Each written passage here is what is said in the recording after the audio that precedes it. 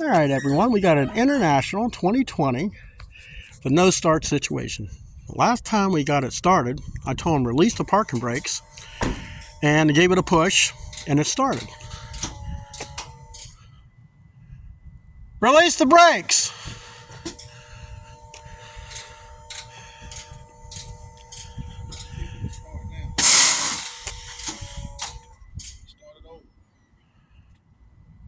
Nothing? Oh no, I took the key out. Look at that, guys. That's how it goes. Release the parking brake. She fires right up. Don't shut it off, man. Leave it run. These trucks with all these computerized things on there is annoying because you just can't push start it.